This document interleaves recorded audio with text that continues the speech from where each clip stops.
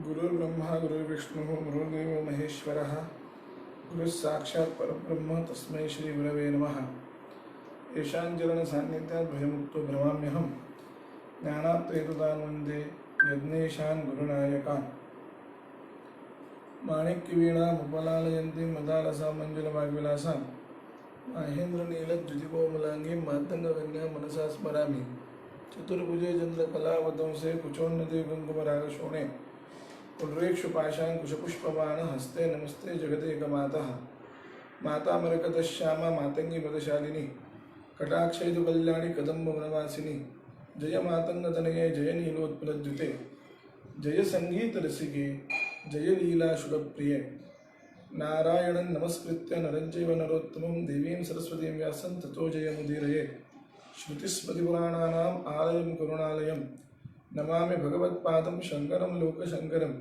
शङ्करं शङ्कराचार्यं केशवं बादरायणं सूत्रभाष्यकृतो वन्दे भगवन्तौ पुनः पुनः। ईश्वरो गुरुरात्मेति मूर्तिभेदविभागिने व्योमवद्व्याप्तदेहाय दक्षिणामूर्तये नमः। श्रीमज्जगद्गुरु शंकराचार्य स्वामी महाराज की जय। संत समागम या फेसबुकच्या पेजवर श्री प्रवीण कुमार दिवाकर यांनी वेदांत शास्त्राचा परिचय हा विषय घेऊन आपण 3 दिवस बोलावं असं सांगितल्यामुळं मी काही प्रयत्न करत आहे। 2 दिवसापूर्वी त्या इथं मीमांसा शास्त्रावर राजेश्वर शास्त्री देशमुखांचं उत्कृष्ट प्रवचन याच पेजवर झालेलं आहे आणि त्याच अनुषंगाने दर्शनशास्त्राची माहिती मिळावी म्हणून या प्रवीण दिवाकर यांनी या ठिकाणी विनंती केली आहे। भारतीय दर्शनशास्त्राचा जर विचार केला तर साधारणपणे भारतीय दर्शनामध्ये 12 दर्शनं आहेत। त्यातली 6 आस्तिक आणि 6 नास्तिक दर्शनं असं म्हणवले जातात। त्यातली जी 6 आस्तिक दर्शनं आहेत ती म्हणजे न्याय, वैशेषिक, सांख्य, योग आणि पूर्वमीमांसा आणि उत्तरमीमांसा अशी आहेत। आणि 6 नास्तिक दर्शनं जी आहेत ती म्हणजे चार्वाक, त्याच्यानंतर बौद्धांचे 4 प्रकार म्हणजे विज्ञानवादी बौद्ध, योगाचार बौद्ध, शून्यवादी बौद्ध आणि माध्यमिक बौद्ध असे 4 प्रकारचे बौद्ध दर्शनाचे हे 4 प्रकार आणि त्याच्यानंतर जैन असे मिळून 6 नास्तिक आणि 6 आस्तिक दर्शनशास्त्र ही आपल्याकडे भारतीय दर्शनांच्या परंपरेमध्ये मानल्या गेलेली, मोजल्या गेलेली आहे। यात आस्तिक आणि नास्तिक याचा जर आपण विचार करायला लागलो तर त्याचं उत्तर असं आहे की आस्तिक म्हणजे देवाला मानणे ही सामान्यपणे जी समजूत आहे ती तर अभिप्रेत नाही आहे। तर जो वेदाला मानतो, वेद प्रमाणवादी जे शास्त्र आहे ते शास्त्र आस्तिक म्हणवले जातं आणि जे शास्त्र वेद अप्रमाणवादी आहे म्हणजे वेदाला मानत नाही, वेदाला प्रमाण म्हणून घेत नाही ते शास्त्र जे आहे ते शास्त्र या ठिकाणी नास्तिक या शब्दानं सांगितलं जातं। म्हणून चार्वाक, बौद्ध दर्शन आणि जैन दर्शन ही दर्शनं वेदाचं प्रामाण्य स्वीकारत नाहीत आणि बाकी न्याय, वैशेषिक, सांख्य, योग, पूर्वमीमांसा आणि उत्तरमीमांसा अशी ही 6 दर्शनं ही जी आहेत ही सगळी वेदाचे प्रामाण्य स्वीकारणारी आहेत। न्याय वेदांत मीमांसा तीर्थ सांख्य सागर आमचे परमगुरू असलेले इंदोर येथील श्री श्रीपाद शास्त्री हसूरकर म्हणून पंडित होते। आमच्या गुरुजींनी ज्यांच्याकडे वेदांताचं उच्च अध्ययन केलं, महामहोपाध्याय ज्ञानेश्वर शास्त्री कस्तुरी गुरुजींचे ते गुरुजी होते। तर त्यांनी जे अध्ययन केलं तर त्यांनी त्या श्रीपाद शास्त्री हसूरकरांनी एक 12 दर्शन सोपानावली नावाचा ग्रंथ लिहिला आहे। मोक्ष मंदिरस्य 12 दर्शन सोपानावली असं त्याचं नाव आहे। कल्पना अशी आहे त्यांची की मोक्षाचं एक मंदिर आहे आणि या मंदिराला जायला एक पायरी, प्रत्येक दर्शन हे एकेका पायरीसारखं काम करतं। चार्वाक, पहिली पायरी चार्वाकाची आहे आणि सर्वात शेवटची जी पायरी आहे ती म्हणजे अद्वैत वेदांत शांकर दर्शनाची आहे. जरी आपण उत्तर मीमांसा असं आपण म्हणत असलो आणि जरी त्यांनी द्वादश दर्शन सोपानावली असं नाव जरी दिलं तरी वस्तुतः त्याच्यामध्ये जवळपास 16 दर्शनांचा उल्लेख त्यांनी केलाय. 16 दर्शन म्हणजे ही पहिली 6 नास्तिक, त्याच्यानंतर न्याय वैशेषिक, सांख्ययोग, पूर्वमीमांसा ही 5 आस्तिक दर्शनं आणि याच्यानंतर वेदांतांची 4 विभाग त्यांनी त्याच्यामध्ये सांगितलेले आहेत. म्हणजे 16-17 दर्शनं त्या ठिकाणी सांगितलेली आहेत. वेदांत शास्त्रामध्ये उत्तर मीमांसा म्हणून जे आहे त्याच्यात प्रत्येकामध्ये अद्वैत वेदांत, द्वैत वेदांत असा काही विभाग आहे. अद्वैत आणि द्वैत असा विभाग काही आहे. विशिष्टाद्वैत रामानुजाचार्यांचं दर्शन आहे ते विशिष्टाद्वैत आहे. त्याच्यानंतर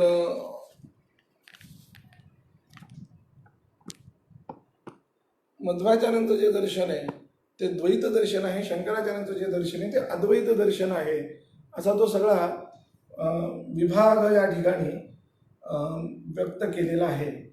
तर त्यामध्ये इथं आपल्याला वेदांत दर्शन या शब्दाने मात्र जसं निरुपपद माला शब्द उच्चारला म्हणजे ती फुलाची माळा असाच अर्थ होतो, नाहीतर मग मोत्याची माळा, रत्नाची माळा वगैरे असं म्हणून माला शब्दाचा प्रयोग जसा होतो, विशेष काही सांगायचं असेल तर तिथे उपपद लावावं लागतं. तसं निरुपपद वेदांत ज्यावेळेस उच्चार केला जातो त्यावेळेस वेदांत म्हणजे अद्वैत वेदांत असाच त्याचा अर्थ आहे. इतर वेदांत या ठिकाणी अर्थ अभिप्रेत नाहीये.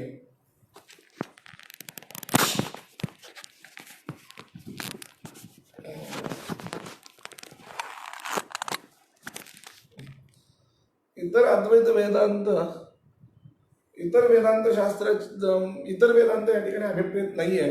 आणि आपल्याकडे सुद्धा महाराष्ट्राचाच जर विचार केला, वारकरी संप्रदायाचा विचार जर आपण केला तर वारकरी संप्रदायामध्ये सुद्धा अद्वैत वेदांताचा जास्त अद्वैत वेदांतच सांगितलंय, जास्त असं नाही, अद्वैत वेदांतच सांगितलंय. जरी भक्तीचं प्राधान्य असलं तरी वेदांत मात्र अद्वैत वेदांतच आहे. आणि त्यामुळे वेदांत हा साधारणपणे लोकांच्या कानावरून गेलेला शब्द आहे. तर त्याची एक दर्शनशास्त्राची भूमिका या दृष्टीतून या ठिकाणी आपल्याला विवेचन मांडायचं आहे. निरालंबनोपनिषदाचं वचन आहे की श्लोकार्धेन प्रवक्ष्यामि यदुक्तम ग्रंथकोटिभिः ब्रह्म सत्यम जगन मिथ्या जीवो ब्रह्मैव नापरः.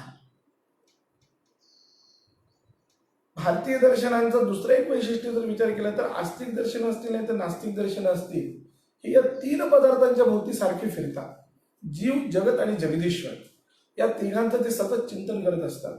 जीव म्हणजे काय, जगत म्हणजे काय आणि जगदीश्वर म्हणजे काय, अशा प्रकारचं त्याचं विवेचन या ठिकाणी सातत्यानं केलेलं आहे. मग ते भारतीय नास्तिक असेल नाही तर आस्तिक असेल, पण या 3 पदार्थांच्या भोवतीच ते शास्त्र आहे.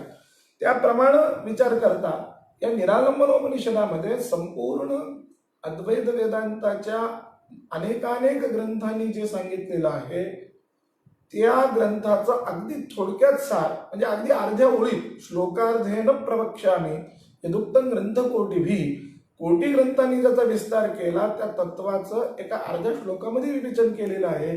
आणि ते विवेचन म्हणजे ते हे आहे की ब्रह्मसत्यम जगन मिथ्या जीवो ब्रह्मैव नापरः.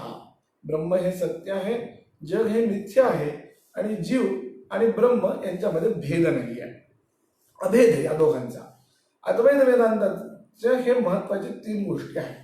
यात अद्वैत वेदांत समजून घेत असताना आपल्याला मिथ्या शब्दाचा अर्थ समजून घेणं आवश्यक आहे, जीव शब्दाचा अर्थ समजून घेणं आवश्यक आहे आणि ब्रह्म शब्दाचाही अर्थ आपल्याला नेमकापणाने समजून घेणं आवश्यक आहे. बाकी फार खोलात जरी आपण गेलो नाही तरी वेदांताच्या, अद्वैत वेदांताच्या दर्शनाच्या दृष्टीने चिंतन करताना हे आपल्याला अत्यंत समजून घेण्याची आवश्यकता आहे. अद्वैत वेदांताचं म्हणणं असं आहे की जगत जे आहे सगळं दिसणारं आपल्याला, हे जे अनुभवाला येणारं जगत आहे, ज्याला दृश्य असा शब्द प्रयोग पारिभाषिक शब्दाने केला जातो, संत वाङ्मयामध्ये सुद्धा दृश्य शब्द प्रयोग येतो, पुन्हा पुन्हा दृश्य म्हटलं जातं. किंवा समर्थ रामदास स्वामींचं तुम्ही दासबोध जरी काढला तरी ते दृश्य म्हटलं जातं. त्या दृश्यालाच प्रपंच असा शब्द अन्य संत वाङ्मयामध्ये येतो. तर हा प्रपंच म्हणा, जगत म्हणा, त्याच्यानंतर संसारपणा, हे सगळे वस्तुतः भगवत पूज्यपाद शंकराचार्यांच्या भाष्याचं जर सूक्ष्मपणे अवलोकन जर केलं तर हे तिन्ही शब्द एकाच अर्थाने आहेत. आणि या तिन्ही शब्दाला एकाच शब्दाने जर बोलायचं जर झालं तर तो म्हणजे बोलणं म्हणजे हेच आहे, ते म्हणजे दृश्य. अद्वैत वेदांतानुसार इतर शास्त्रामध्ये जसे अनेक पदार्थ आहेत, तसं न्यायशास्त्रामध्ये 7 पदार्थ आहेत. द्रव्य, गुण, कर्म, सामान्य, विशेष, समवाय आणि अभाव, असे 7 पदार्थ जसे मानलेत तसे वेदांतात किती पदार्थ मानलेत असं जर कोणी प्रश्न विचारला तर त्याचं उत्तर हे आहे की वेदांतामध्ये फक्त 2च पदार्थ आहेत, एक दृक आणि एक दुसरं दृश्य. दृक म्हणजे द्रष्टा आणि दुसरं म्हणजे दृश्य.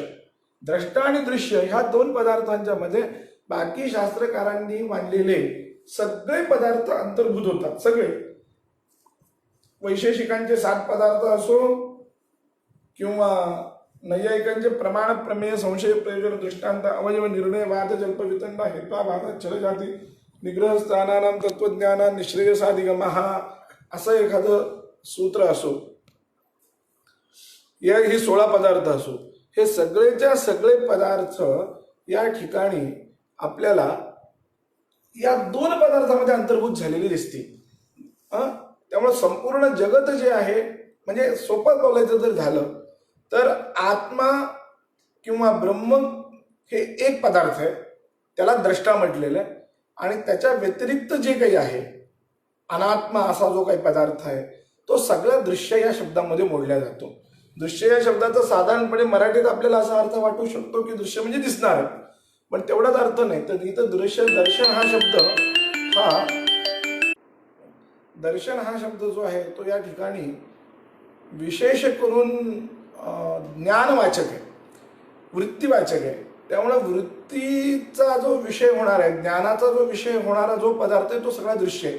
मग तो अनुमान ज्ञानाचा विषय हो, तो शब्द ज्ञानाचा विषय हो, प्रत्यक्ष ज्ञानाचा विषय हो, किंवा अर्थापत्ती प्रमाणाचा किंवा अन्य प्रमाणांचा विषय हो. मुख्य 3च प्रमाणांचं जरी चिंतन केलं तरी त्या, किंवा 4 प्रमाण, नैयायिक 4 प्रमाण म्हणतात, पण त्यातही सगळीकडे निर्विवादपणे 3 प्रमाणांचं जरी चिंतन केलं, प्रत्यक्ष, अनुमान आणि आगम, या 3ही प्रमाणांचा विषय होणारा जो पदार्थ असेल तो पदार्थ दृश्य या शब्दाने इथं अभिप्रेत आहे. आणि हे संपूर्ण दिसणारं जे दृश्य जगत आहे, हे संपूर्ण दिसणारं दृश्य जगत हे अद्वैत वेदांताच्या मतानुसार हे मिथ्या आहे. आता मिथ्या म्हणजे काय आहे हे नीट समजून घेतलं पाहिजे. मिथ्या या शब्दाचा जो अर्थ आहे तो खोटा असा नाही आहे. साधारणपणे आपल्याला असं वाटतं की मिथ्या म्हणजे खोटं, ब्रह्म सत्य आहे त्यामुळे जग मिथ्या आहे म्हणजे खोटं आहे, असं नाही आहे. अद्वैत वेदांतांनी खरं आणि खोटं या 2 शब्दांचे अर्थ एका वेगळ्या कसोटीवर सांगितलेले, एका वेगळ्या पद्धतीने सांगितले. खरं या शब्दाचा अर्थ आहे की ज्याचं एकमेव अस्तित्व असतं त्याला खरं म्हणतात. की ज्याचं फक्त अस्तित्व, ज्याचं अस्तित्व असतं, अस्तित्व म्हणजेच खरं. आणि असा एकमेव पदार्थ आहे ते म्हणजे ब्रह्म. त्या ब्रह्माला सत असं म्हणतात. सत, ब्रह्म सत या शब्दाचा अर्थ काय, तर ब्रह्माचं अस्तित्व हे एकसारखं सगळीकडे समान आहे. कोणत्याही काळामध्ये ब्रह्माचं अस्तित्व नाही अशी परिस्थिती नाही, हा महत्वाचा मुद्दा आहे. तिन्ही काळामध्ये ब्रह्म आहे, पूर्वी होतं, आता आहे, पुढं राहणार आहे. अशा प्रकारचं तिन्ही काळामध्ये असलेलं जे ब्रह्म, ज्याची समान सत्ता आहे, ज्याचं एक रूप निश्चित झाले, ज्याच्या रूपामध्ये कधी बदल होत नाही. रूपामध्ये म्हणजे स्वरूपामध्ये, या अर्थानं रूप या शब्दाचा अर्थ स्वरूप, की सत्य हे सत्य आहे. तर त्रिकाला बाधित तत्व हे सत्याची व्याख्या अद्वैत वेदांताची आहे. जे त्रिकाला बाधित आहे, तिन्ही काळामध्ये पूर्णपणे ज्याची सत्ता निर्भ्रांतरित्या राहते, अखंड राहते, निर्बाधरित्या राहते,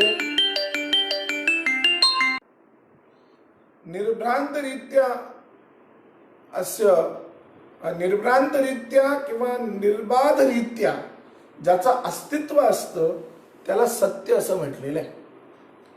हा एक पदार्थ अद्वैत वेदांताचा नीट समजून घेतला पाहिजे. ते फक्त ब्रह्म आहे.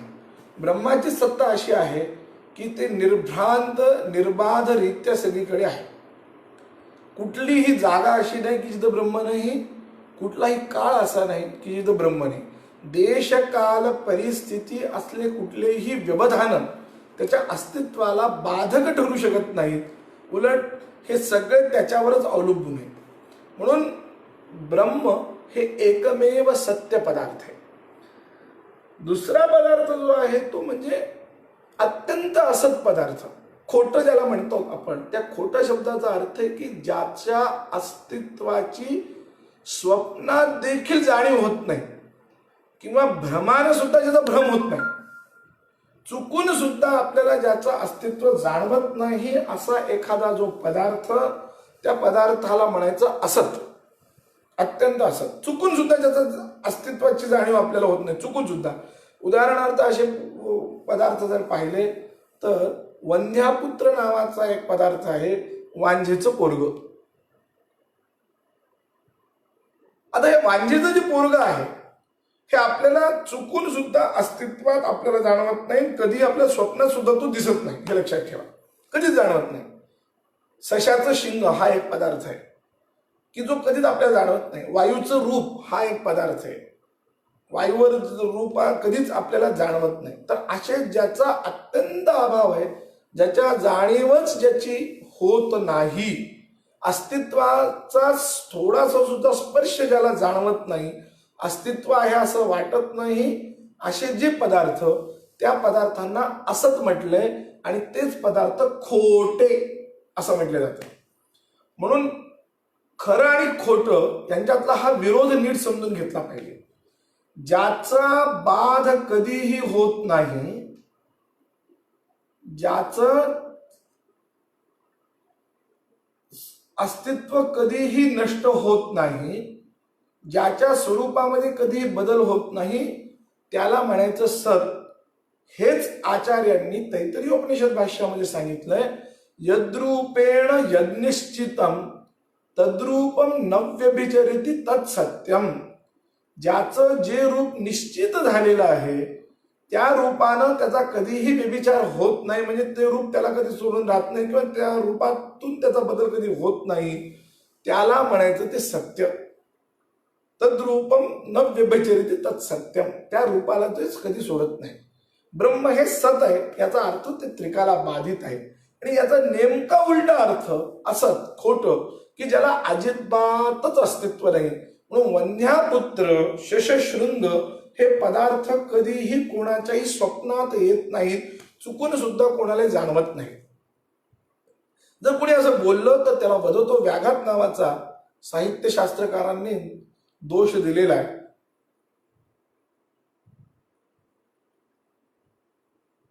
एष वंध्या सुतो याती खपुष्पकृत शेखर, असं साहित्य दर्पणाचे मजेशीर श्लोक आहे की हा वंध्येचा पोरगा येतोय आणि यानं डोक्याला आकाश पुष्प लावलेलं आहे किंवा आकाश पुष्पाची डोक्याला माळा लावून हा एष वंध्या सुतो याती खपुष्पकृत शेखर, हा येतोय किंवा जातोय, अशा प्रकारचा तिथं त्यांनी हा अत्यंत खोटं बोलणं असणारा किंवा वदतो व्याघाताचा त्यांनी दोष दिलाय. किंवा अजून एक दुसरा वदतो व्याघाताचा दोष दिलाय की साधारणपणे गोष्ट अशी सांगतात की एका गावामध्ये एक ब्रह्मचारी बुवा आले, मारुती मंदिरामध्ये उतरले. जुन्या काळचा दृष्टांत आहे. आणि त्या काळात असे मंदिरामध्ये उतरत असत, त्या काळात काही आधार कार्ड वगैरे काही फारसं कोणी पाहत नव्हतं. आणि कोणी असा जर उतरला, अतिथी वगैरे उतरला, तर त्याची चौकशी वगैरे केल्या जायची आणि त्याची जेवणाची वगैरे व्यवस्था काय आहे बाबा काय नाही ते पाहिलं जायचं. तर तसं लोक आले, म्हणले महाराज तुम्ही कुठले, काही नाही, आम्हाला तुमची काही व्यवस्था करायची काय, यासाठी त्यांनी चौकशी केली. म्हणजे आपला कुल काय, गोत्र काय, जाती काय, त्या काळात विचारण्याची पद्धत होती, त्याप्रमाणे त्यांनी कुलगोत्र जातीचा प्रश्न विचारला. त्यावेळेस त्या महाराजांनी उत्तर असं दिलं, म्हणले मी अहम मौनी ब्रह्मचारीच मे पिता मम माता वंद्या पुत्र येनफ पिता महा, अशा प्रकारचा एक श्लोक दिला की जे परस्पर विरुद्ध बोलत होता. तो म्हणलं पहिल्यांदा तो बोलला, अरे मला तुम्ही विचारताय पण काय करू, मला सांगताच येणार नाही. का नाही म्हणाले, मी मौनी आहे, माझं मौन व्रत आहे, मी बोलू शकत नाही. हा पहिला वदतो व्याघात, बोलून दाखवतो हा आणि सांगतो मी मौनी आहे म्हणून. दुसरं सांगितलं त्यानं, ब्रह्मचारी चमे पिता, माझे वडील तर ब्रह्मचारी आहेत, त्यामुळे मला माझ्या वडिलांचं नाव मी कसं सांगेन? माझे मम्मा माता वंद्या, माझी आई तर वंद्य आहे म्हणाले, वांज आहे, तिला पोरगच झालं नाही. आणि अजून तुम्हाला एक पुढे जाऊन सांगतो, म्हणाले पुत्रहीन पिता महा, माझ्या आजोबांना मुलगाच झालेला नव्हता.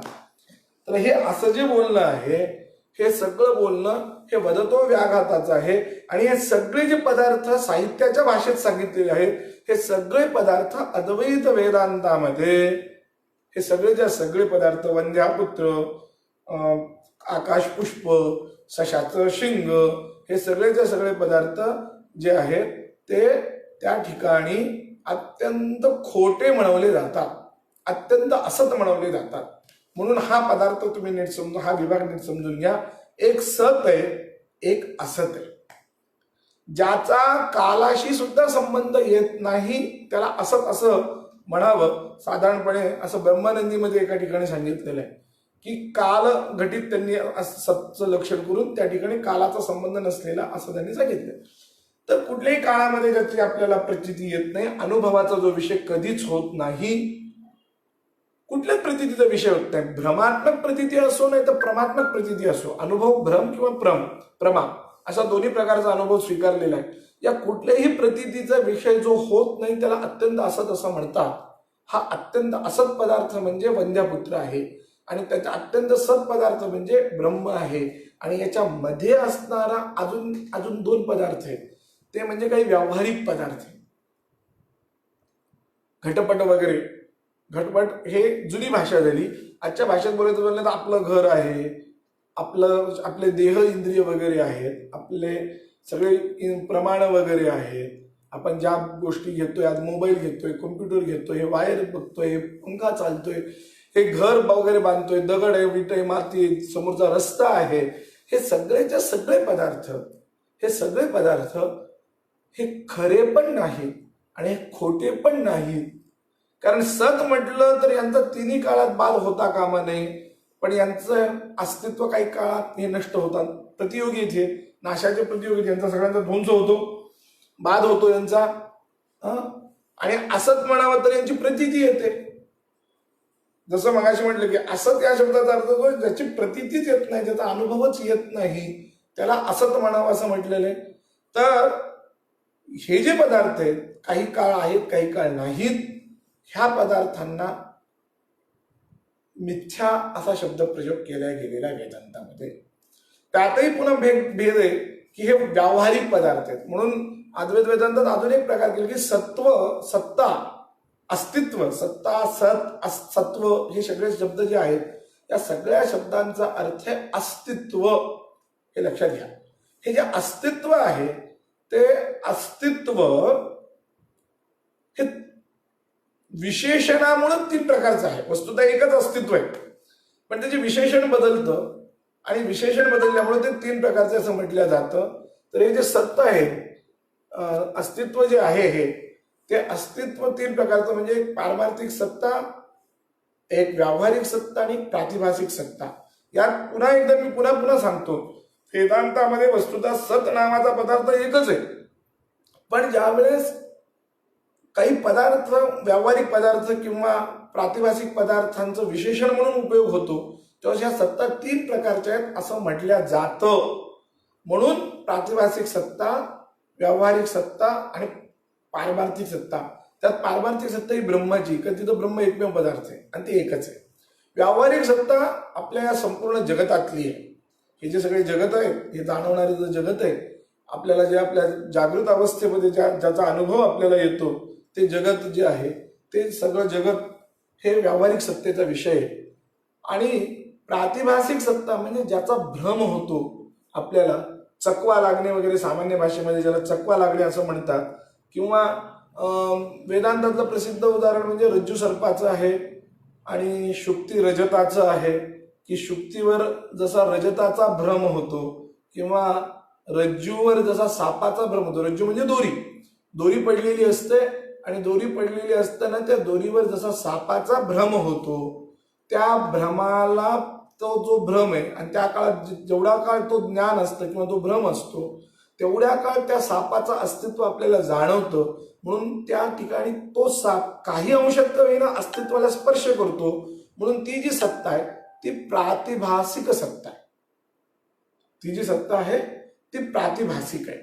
घटपट मठ वगैरे जे पदार्थ आहेत किंवा हे व्यवहारातले जे पदार्थ आहेत, आपले मोबाईल वगैरे, हे जे सगळे पदार्थ आहेत, हे सगळेच्या सगळे पदार्थ व्यावहारिक सत्ता असलेले पदार्थ आहेत आणि पारमार्थिक सत्ता असलेले पदार्थ आहेत. आणि या प्रकारचे कुठलीच सत्ता ज्याला नाही असं जे वंद्यापुत्र वगैरे ते जे पदार्थ आहेत ते मात्र अत्यंत असत खोटे. आणि म्हणून व्यावहारिक पदार्थांना मिथ्या असा शब्द प्रयोग केला जातो.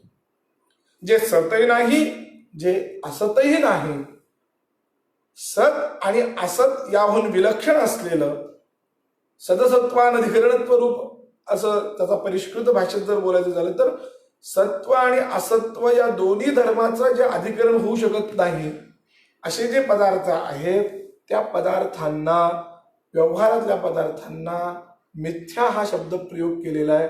म्हणून मिथ्या शब्दाचा अर्थ खोटा नाही. मिथ्या शब्दाचा अर्थ त्याचं अस्तित्व जाणवत नाही असा नाही. मिथ्या शब्दाचा अर्थ त्याचा अनुभवच येत नाही असा नाही. अनुभव येतो, अस्तित्व जाणवतं, पण ते अस्तित्व सर्वकाल निर्भ्रांत नसतं. ते अस्तित्व काही काळापुरतं असतं आणि नंतर ते अस्तित्व निघून जातं. म्हणून वस्तुतः या सगळ्या पदार्थांचं अजून एक गीतेच्या भाषेत जर बोलायचं झालं तर आदावंतेचे जन्नास्ति वर्तमानेपि तत्तथा. गौडपादकारिका, गीता नाही, क्षमा करा, आदौ अंत्येच यज्ञ असती वर्तमानेपि तत्तथा. या सगळ्या पदार्थांना आधी जन्मण्यापूर्वी ते नसतात आणि अंत्यानंतरही ते नसतात, म्हणून ते मध्यभागी पण नसतात असं गृहीत धरलं पाहिजे. असं गौडपादकारिकांचं म्हणणं आहे की आदौ अंतेच यत नास्ति वर्तमानेपि तथा. तथा म्हणजे नास्ति असं समजा. का? याचं जर खूप सूक्ष्मपणे थोडंसं चिंतन केलं तर का अद्वैत वेदांत घटपट नावाच्या पदार्थांना मिथ्या मानतं याचं आपल्याला लक्षात येईल. मी आज एवढंच विवेचन करणार आहे की नीट पदार्थच समजून घेण्याच्या दृष्टीनं एक घट घ्या. घट म्हणजे माठ. त्याचा आपण विचार करा. नैयायिकांच्या प्रक्रियेनुसार जर आपण विचार करायला लागलो तर आपल्या एक गोष्ट लक्षात येईल की तिथं कपाल नावाचे दोन कपाल असतात, ते समवायीकरण असतात. त्या दोन कपालांचा जो संयोग होतो तो असमवायीकरण असतो, आहे की नाही? कपालद्वय संयोग हा असमवायीकरण आहे, कपाल जे आहे ते समवायीकरण आहे. आणि या दोन संयोगाच्या द्वारा हे दोन अवयव आहेत कपाल, या अवयवांच्या द्वारा घट नावाचा एक अवयवी स्वतंत्र तयार होतो असं नैयायिकांचं म्हणणं आहे. आणि साधारण व्यवहारात तसं समजलं जातं. मातीपासून घडा तयार होतो म्हणजे अवयवही काहीतरी वेगळा पदार्थ आहे आणि अवयव वेगळे आहेत. शरीराचं सुद्धा हस्तपादाधिक अवयव आहेत आणि शरीर नावाचं एक अवयवी वेगळं आहे. किंवा वृक्षाच्या ठिकाणी सुद्धा शाखा वगैरे हे सगळ्या अवयव आहेत आणि वृक्ष नावाचा अवयव एक वेगळा आहे. अशा प्रकारे अवयव आणि अवयवी वेगळे आहेत असं आपण समजतो.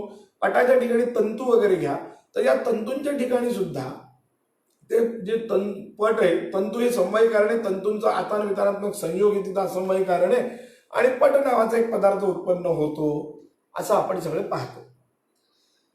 त्यामुळे अवयवी वेगळं आहे, कारणापेक्षा कार्य वेगळं आहे असं आपल्याला वाटतं. पण सूक्ष्मपणे विचार ज्यावेळेस आपण करायला लागतो त्यावेळेस कार्याला खरोखरच कारणापेक्षा वेगळं अस्तित्व असतं का याचा विचार करा. याचा ज्यावेळेस आपण विचार करू त्यावेळेस आपल्या हे लक्षात येईल की पट नावाचा अवयवी आपण जरी वेगळा मानत असलो, व्यवहारात तसा शब्द प्रयोग करत असलो तरी पट नावाचा असा वस्तू तर कुठली वस्तूच नाहीये. पट म्हणजे काय तर तंतूचा तो आकार वितारात्मक तंतू संयोग म्हणजेच पट आहे, दुसरं काही नाहीये. पटाला स्वतंत्र असं अस्तित्व काही नाहीच आहे. तो तंतू संयोग म्हणजेच पट आहे. कपालत्वय संयोग म्हणजेच घट आहे. आणि अंततोगत्व विचार केला तर मृत्तिका म्हणजेच घट आहे. हा फक्त वरचा आकार आहे. हा आकार आहे. हे आकारानं पण आकारामुळे आपण त्याला नावं दिलेलं आहे. पण ते आकार जो आहे तो मिथ्या आहे, तो बदलता येतो. त्यात मूळ सत्य काय, ज्याचं अस्तित्व सतत आहे, अनुगत असं अस्तित्व कोणाचं आहे असं ज्यावेळेस आपण चिंतन करू तर घटामध्ये सतत अनुगत अस्तित्व हे त्या कारणाचं म्हणजे मृत्तिकेचं आहे. म्हणून मृत्तिका ही सत आहे आणि घट जो आहे तो वस्तुतः घट नावाचा फक्त आकाराचा एक प्रकार आहे, आकार आहे. घट नावाचा अशी वेगळी वस्तू कोणती अस्तित्वातच नाही. मातीच आहे, मातीनं तो आकार घेतलाय आणि तो आकार झालाय म्हणून त्या आकाराला घट नावाचा नाव आपण दिलेले, व्यवहारात त्या घट नावाचा प्रयोग होतो. आता हे खरंय की जर मृत्तिका जर खरी असेल तर मग मृत्तिकेनं पाणी का आणलं जात नाही, हा प्रश्न आजच्या जे कोणी अत्यंत सूक्ष्म बुद्धीचे लोक असतील ते निश्चितच विचारतील की जर असं जर असेल, घट नावाचा वेगळा पदार्थ नाही, नुसतीच मृत्तिका आहे, मृत्तिका जर खरी असेल, घटाला काही अस्तित्वच नसेल, तर पाणी आणण्याचं काम मृत्तिका करू शकते का? वस्त्र जे आहे, वस्त्राला जर स्वतंत्र अस्तित्व नाहीये, फक्त तंतूच आहे, आता पण तंतू संयोगच आहे, तर नुसतं तंतूंनी हे झाकलं जाईल का? आपलं शरीर झाकलं जाईल का? ते कार्य होईल का? असे प्रश्न निश्चितच निर्माण होऊ शकतात. पण या प्रश्नालाही उत्तर असंच आहे की कार्यकारी अर्थक्रियाकारित्व हा शब्द इथं महत्वाचा आहे. म्हणजे कार्य होतं म्हणून त्या वस्तूला अस्तित्व असतंच असं नाही, हे नीट समजून घ्या. एखाद्या वस्तूमुळं एखादी गोष्ट काही काम सिद्ध होतं म्हणून ती वस्तू खरी आहे असं होत नाही. उदाहरण देतो म्हणजे लक्षात येईल. एखादी वस्तू, एखादं समजा उदाहरण देतो की आपण रस्त्यावरून चाललेलो आहोत आणि रस्त्यावरून जात असताना समोरून साप आला, आपलं लक्ष नव्हतं आणि तो साप आपल्या पायावरून गेला, एखाद्या व्यक्तीच्या पायावरून गेला, त्याचं लक्ष नव्हतं आणि नंतर त्या पायाला स्पर्श झाल्यानंतर त्याला लक्षात आलं की अरे आपल्या पायावरून साप गेला आणि एकदम त्याच्या मनानं नंतर भीती निर्माण झाली. जोपर्यंत ज्ञान नसतं तोपर्यंत भीती नसते. जरी वस्तूचं अस्तित्व असलं बाजूला तरी जोपर्यंत ती वस्तू आहे हे आपल्याला कळत नाही तोपर्यंत आपल्याला त्या वस्तूची भीती म्हणा, विषाद म्हणा, त्या वस्तूची इच्छा म्हणा, काहीही उत्पन्न होत नाही. ही वस्तुस्थिती आहे. तसं साप आपल्या पायावरून समोरून जायला आपलं लक्ष नाहीये, त्या व्यक्तीचं लक्ष नाहीये, त्या पायावरून गेला आणि नंतर थोड्या वेळाने तो विचार करायला लागला आणि मनामध्ये त्याची शंका आली आणि सापाने मला चावलं तर नसेल, सापाने मला चावलं तर नसेल असा विचार करून ज्यावेळेस तो बोलायला त्यावेळेस तो विचार करायला लागतो, ती शंका त्याची खरी गृहीत धरते. तर शंकेनं सुद्धा म्हणजे साप चावला की नाही माहिती नाहीये, साप नुसता पायावरून गेलाय पण साप मला चावला या खोट्या शंकेनं सुद्धा ती व्यक्ती मृत होते असा अनुभव आहे. एक घडलेली घटना सांगतो.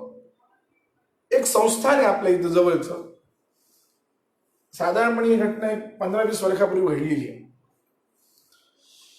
एका उत्सवामध्ये अनेक भक्त त्या संस्थानमध्ये गेले होते. उत्सवामध्ये त्यांचं सगळं जेवणे वगैरे झाले होते. एक भक्त सर्वात शेवटी आला. त्याला जेवायला म्हणजे सगळ्यांचे जेवणे वगैरे झाल्यानंतर तो आला, पण त्याला कोणीतरी सांगितलं, कोणाला तरी सांगितलं बघा हा एकटा आला, याला वाडा वगैरे, म्हणून त्याची व्यवस्था केली. वाड्याला गेले. वाढताना झालं असं की त्या दिवशी केलेली जी खीर होती त्या खिरीमध्ये पाल पडलेली होती. वाढणाऱ्याच्या ते लक्षात आलं नाही आणि नंतर त्याच्या थोड्या वेळाने ज्याला वाढलं त्याला खाल्ली खीर आणि त्या वाढणाऱ्याच्या एकदम लक्षात आलं की आपल्याकडून हे सगळं झालेलं आहे, चुकून झाले आणि म्हणून तो घाबरला आणि घाबरल्यानंतर त्याने ते सगळं आवरलं सावरलं आणि ही जी व्यक्ती आहे या व्यक्तीला काहीतरी इथून पाठवलं पाहिजे, याला जर काही झालं तर उद्या आपल्यावर सगळे येईल, आपण खाऊ घातलं वगैरे असा विचार करून ती जी व्यक्ती आहे त्या व्यक्तीला लवकरात लवकर घरी पाठवण्याचा त्याने उद्योग केला, प्रयोग केला आणि पाठवलं सुद्धा त्याने लवकरात लवकर. कसं तरी करून त्याला पाठवलं, कारण उत्सवात काही विघ्न येऊ नये, याला काही होऊ नये, पुन्हा त्याचा दवाखाना किंवा अजून काही आपत्ती येऊ नये या एका भीतीनं त्या माणसानं ती दक्षता घेऊन त्याला लवकरात लवकर पाठवलं, सगळं केलं. ती व्यक्ती घरी गेली, काही झालं, सगळं झालं. दुसऱ्या वर्षीचा उत्सव आला, पुन्हा ती व्यक्ती आली. या सगळ्यांच्या ज्यांनी 1-2 माणसाला माहित होती ही घटना काय घडलंय, याला आपण ती पाल पडलेली खीर खाऊ घातली माहित होतं.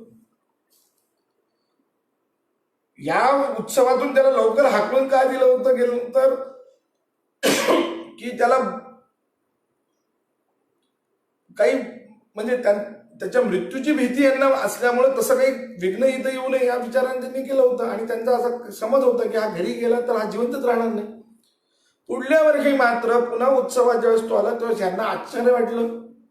ते त्याच्याकडे आश्चर्याने पाहायला लागले. मग त्यांनी त्याची चौकशी केली, का म्हणे तुम्ही त्यावेळेस गेले, मग तुम्हाला काही संडास झाली का, उलट्या झाली का, असं वगैरे चौकशी खुदू करायला लागले.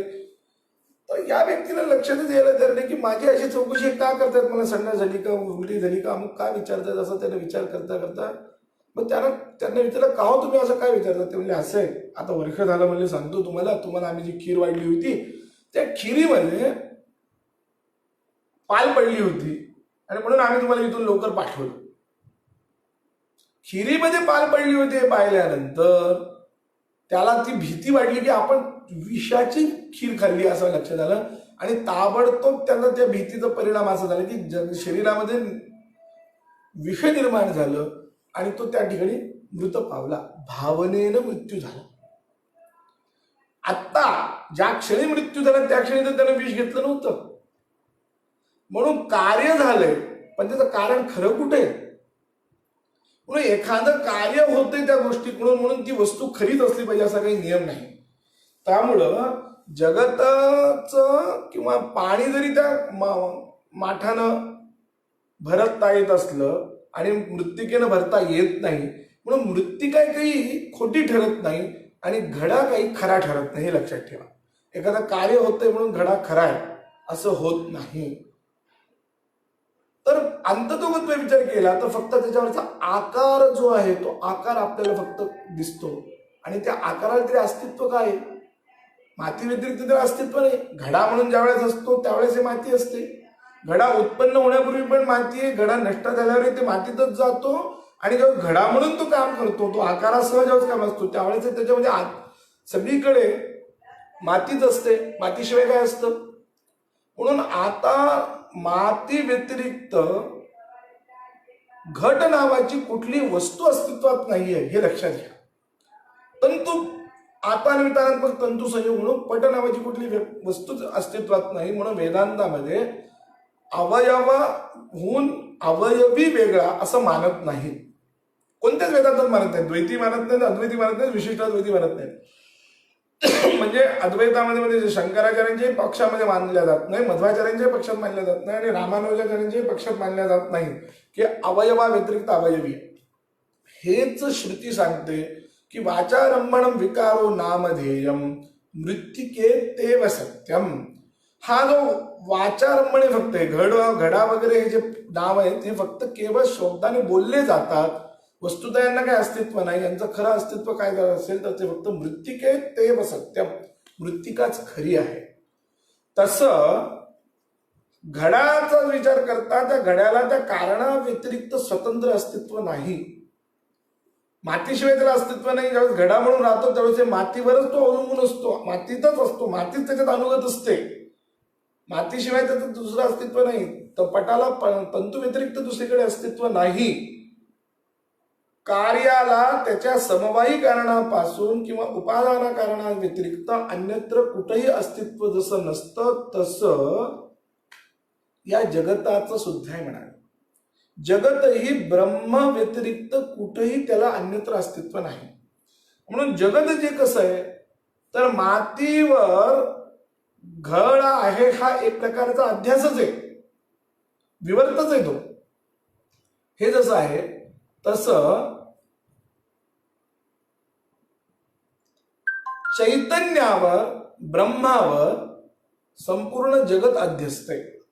म्हणजे काय, दोरीवर जसा साप आहे तसं जगावर आपलं ब्रह्म्यावर सगळं जग आहे. दोरीवर जसा साप आहे तसं ब्रह्म्यावर सगळं जग आहे. दोरीच्या ठिकाणी ब्रह्म आहे आणि जगाच्या सापाच्या ठिकाणी जग आहे. त्या दोरीवरच्या सापाला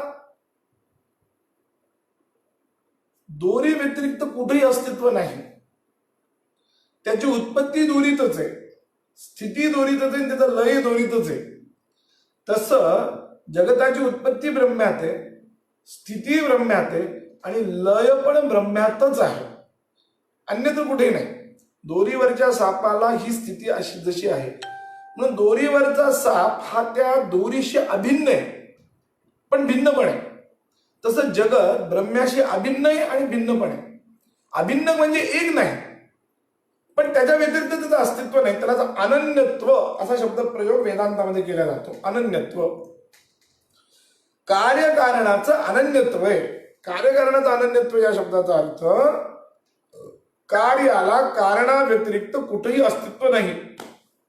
कारणाच्या अभावी कार्याचा अभाव आहे. अभाव म्हणजे अस्तित्व नाही, कुठंच नाही. ब्रह्म व्यतिरिक्त या जगताला अन्यत्र कुठेही अस्तित्व नाही, कारण चैतन्य सगळीकडे व्यापक आहे. यत्किंचित जगत सर्वं दृश्यते श्रूयते पिवा अंतर्बहिश्च तत्सर्वं व्याप्य नारायण स्थितः. हे जे नारायणोपनिषदात आहे ते नारायण म्हणजे चैतन्य ब्रह्म. ते ब्रह्म सगळीकडे व्याप्त आहे, सगळीकडे. अशी मी मगाशी सांगितल्याप्रमाणे त्याला देशकाल परिस्थितीचा कुठलाही भेद नाहीये. असं सगळीकडे ते ब्रह्म पूर्णपणे व्याप्त आहे. आणि या व्याप्त असलेल्या ब्रह्मावर जेवढी दोरी तेवढा तसा साप, तसं जेवढं ब्रह्म आहे तेवढं जगत म्हणायला काही हरकत नाही. म्हणजे तरी दशांगुली उरलं असं म्हटलंय, तो भाग वेगळा, पण साधारणपणे तर तसं ते सगळीकडे ही जगत आहे. हे त्या सापासारखं आहे. सापाला जसं अन्यत्र अस्तित्व नाही तसं याला अन्यत्र जगताला अस्तित्व नाही. पण साप हा व्यवहारात बाधित होतो म्हणून तो प्रातिभासिक आहे, आणि जगत जे आहे ते ब्रह्मज्ञानानंतर बाधित होतं म्हणून याला व्यावहारिक म्हटलं जातं. एवढा फरक आहे. शंकराचार्यांनी तीन व्यवहारालाही काही किंमत देऊन व्यावहारिक सत्ता मान्य करून व्यावहारिक पक्षाचं पण रक्षण केलेलं आहे आणि पारमार्थिक पक्षाचं पण रक्षण केलेलं आहे. गौडपादाचार्यांनी मात्र व्यावहारिक सत्ताच मानलेली. दोनच सत्ता आहेत अजातवादामध्ये, दोनच सत्ता आहेत. एक परमार्थाची सत्ता आणि दुसरी म्हणजे प्रातिभासिक सत्ता. तर अजातवादानुसार, गौडपादांच्या म्हणण्यानुसार तर हे संपूर्ण जगत जे आहे ते सगळं प्रातिभासिक आहे. स्वप्नही प्रातिभासिक आहे, जागृत अवस्थाही प्रातिभासिक आहे. तुम्हाला जगतामध्ये होणारे हे सगळे ज्ञान, हे मी जे बोलतोय तुम्हाला, तुम्ही जे ऐकताय ते ज्ञान, ते प्रातिभासिक आहे. हे सगळं प्रातिभासिक आहे. हे असं गौडपादाचार्यांनी सांगितलं. पण शंकराचार्यांनी त्याची पातळी थोडीशी खाली केली आणि त्यात व्यावहारिक सत्ता म्हणजे नाही, ब्रह्मज्ञान होण्यापूर्वी या व्यावहारिक सत्तेचं काम आहे आणि ह्या सत्तेला व्यावहारिक सत्ता हे नाव दिलं पाहिजे. व्यावहारिक जगताला काही अस्तित्व मान्य केलं पाहिजे. अशा प्रकारे भगवत पूज्यपाद शंकराचार्यांनी असं मत मांडलेलं आहे. शंकराचार्यांचं हे मत अत्यंत दिव्य, आणि त्याच्यात काय झालं की जगताचं अस्तित्वाचं संरक्षण झालं आणि पारमार्थिक अस्तित्व. म्हणून मिथ्या शब्दाचा हा अर्थ आहे. मिथ्या शब्दाचा अजून अर्थ करत असताना वेदांतांनी एक फार चांगला केलाय. तो आधुनिक दृष्टांतात एक दोन ठिकाणी दाखवून मी आजचं प्रवचन इथं थांबवण्याचा प्रयत्न करतोय. स्वतःच्याच अधिकरणात स्वतःचा अभाव असणे म्हणजे मिथ्या, असं एक लक्षण वेदांतामध्ये आहे. स्वतःचाच अधिकरण म्हणजे घट घ्या, स्व म्हणून घट घ्या. घटाचं अधिकरण ते कपाल, मी मगाशी माती कपाल सांगितलं की तिथं घट नावाचा कुठला पदार्थच नाही म्हणून स्वतःचाच अभाव झाला, म्हणून घट हा मिथ्या आहे. तसं जगत संपूर्ण चैतन्यावर अध्यस्त आहे म्हणून स्व म्हणून जगत जर घेतलं तर त्याचं अधिकरण ब्रह्म, त्याच्या ठिकाणी जगत नावाचा कुठला पदार्थच नाही वस्तुतः, म्हणून ते जगत हे मिथ्या आहे. किंवा शुक्तिरजताच्या ठिकाणी पहा, शुक्तिरजत जे आहे ते शिंपलीवरचं चांदी रजत जे आहे ते पहा. त्यात रजत हे शुक्तीवर आपल्याला भासतं, तर रजत हे स्व घेतलं त्याचा अधिकरण शुक्ती, त्या ठिकाणी वस्तुतः चांदी नाहीये, रजत नाहीये, म्हणून स्वतःचाच अभाव असल्यामुळं शुक्ती रजत मिथ्या. हे झाले शास्त्रीय उदाहरण. हे सगळे शास्त्रीय उदाहरण सांगत असताना आधुनिक एखादं उदाहरण आहे का असं कोणी विचारू शकतं, म्हणून मी त्यांच्यासाठी हे उदाहरण देत आहे की आपलं जे सोनं आहे, मी सोन्याचं उदाहरण देतो तुम्हाला. सोन्याचा गोळा आपल्याला पिवळा रंगाचा दिसतो, पण पिवळ्या रंगाचं असलेलं सोनं ज्यावेळेस आपण सूक्ष्म त्याचं चूर्ण करून आणि इतकं बारीक चूर्ण करून ज्याचे चूर्ण फक्त सूक्ष्मदर्शिकेतून दिसतं असं जेव्हा आपण त्याची व्यवस्था होईल आणि पाहूत आपण कारखान्यात गेल्यानंतर सोन्याच्या, तर त्या सूक्ष्मदर्शिकेतून सोन्याच्या चूर्णाच्या ठिकाणी आपल्याला पिवळा रंग जाणवत नाही, तो तपकिरी रंग असतो. बघा, वस्तू आहे एक आणि दिसते भलतीच, यालाच तर मिथ्या म्हटलंय. जगताला अस्तित्व नाही, पण ते अस्तित्व असल्यासारखं वाटतं, हेच मिथ्या आहे. अस्ति भाती प्रिय हे 3 जे अंश आहेत, हे ब्रह्म्याचे 3 अंश या जगतामध्ये अनुस्यूत असल्यामुळं जगत खरं वाटतं, जगताबद्दल प्रेम येतं आणि जगताचं ज्ञान आपल्याला होतं. पण वस्तुतः जगताच्या ठिकाणी प्रियता नाही, अस्तित्व नाही आणि ज्ञानाचा पण विषयता नाही, ज्ञान पण नाही, विषयता नाही म्हणता ना, नाही ज्ञान पण नाही, ज्ञानत्व पण नाही त्याच्या ठिकाणी वस्तुतः. पण त्याच्या ठिकाणी आपल्याला हे सगळं भासायला लागतं. हे का लागतं आपल्याला? याचं कारण त्या या सगळ्या जगतामध्ये ब्रह्म अनुस्यूत आहे.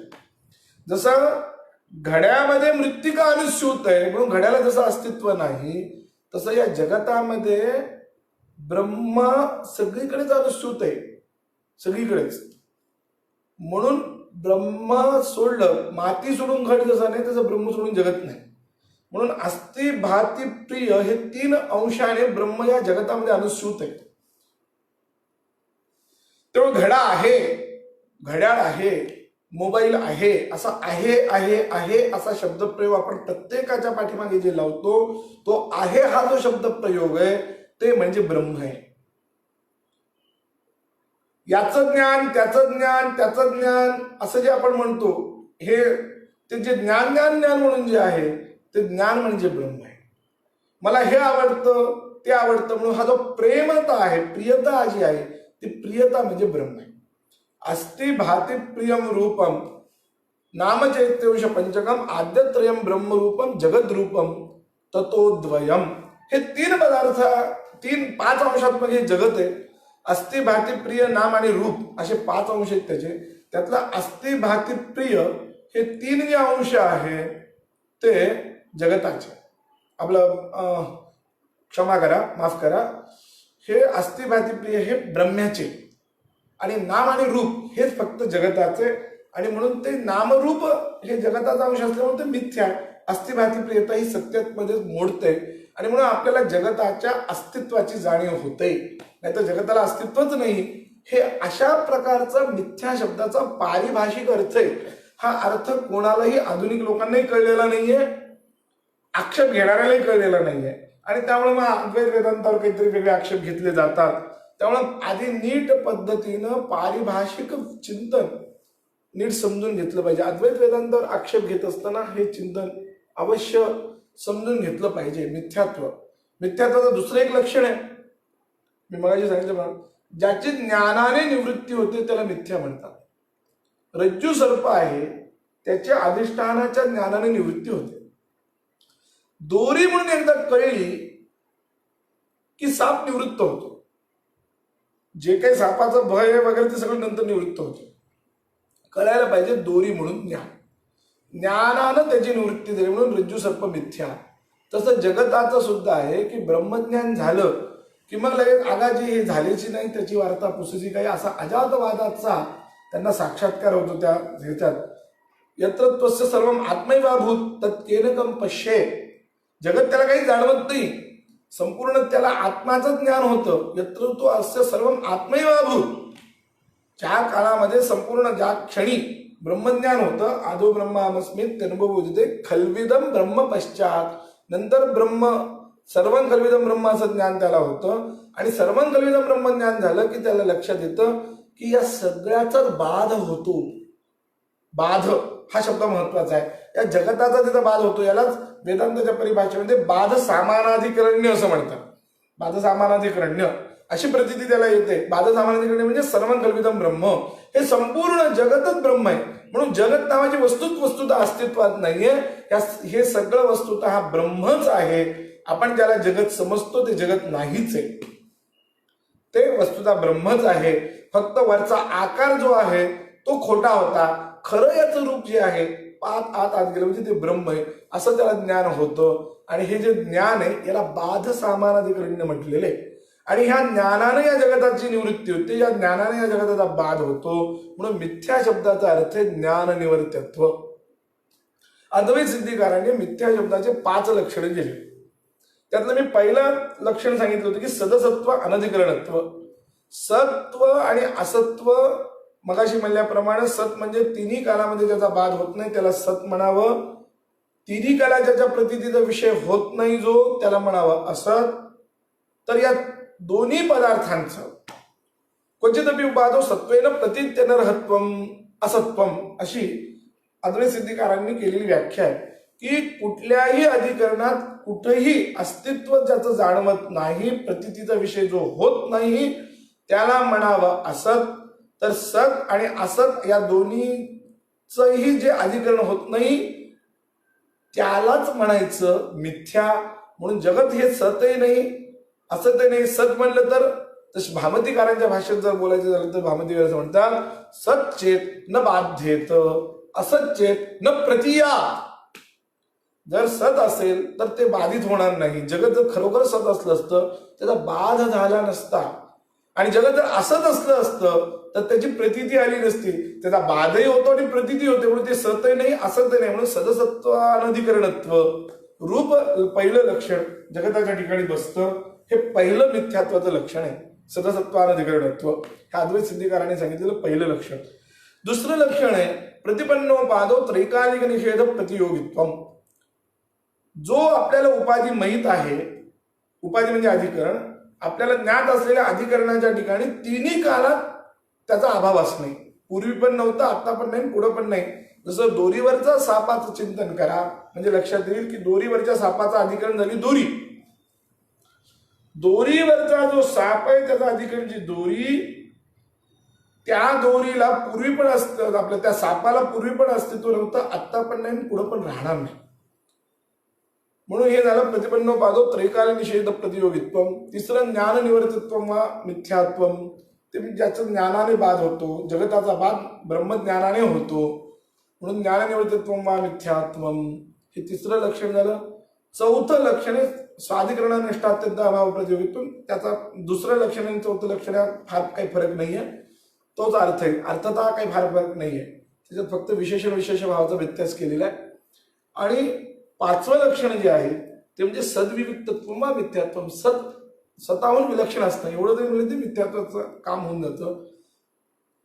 तर हे असे 5 लक्षणं अद्वैत सिद्धिकारांनी सांगितले. जगताच्या ठिकाणी 5 लक्षणं बसतात. म्हणून मिथ्या शब्दाचा अर्थ हा समजून घेतला पाहिजे. अजूनही मिथ्या शब्दाचं खूप विवेचन केलं पाहिजे. खरं म्हणजे की अध्यास होतो, अध्यास म्हणजे काय, तो कसा होतो, काही नाही, तोही चिंतनाचा विषय आहे. हे अध्यास का होतं तर याचं कारण सांगत असताना अद्वैत वेदांत याला कारण अज्ञान मानतं.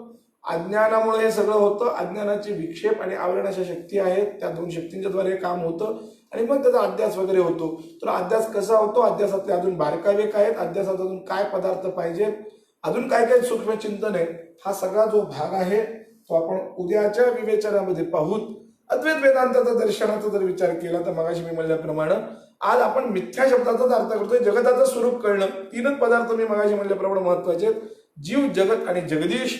त्याप्रमाणे मी पहिल्यांदाच वाक्य घेतलं की निरालंबनोपनिषदाचं वाक्य आहे की श्लोकार्धेन प्रवक्ष्यामि यदुक्तम ग्रंथकोटिभिः ब्रह्मसत्यम जगन मिथ्या जीव ब्रह्मैव नापरः.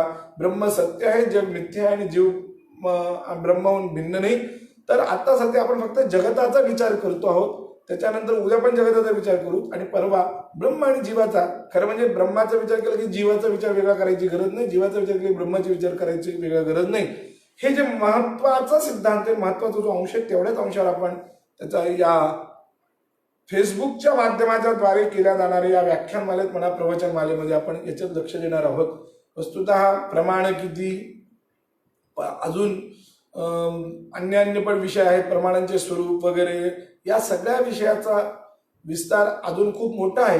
पण तो सगळा विस्तार सोडून सारंत तो ग्राह्य मपास्य फल्गू, केवळ सार घ्यायचं. जसं दूध आणि पाणी एकत्र केलं म्हणजे तो राजहंस फक्त त्यातलं क्षीर फक्त घेतो, दूध फक्त घेतो आणि पाणी सोडून देतो.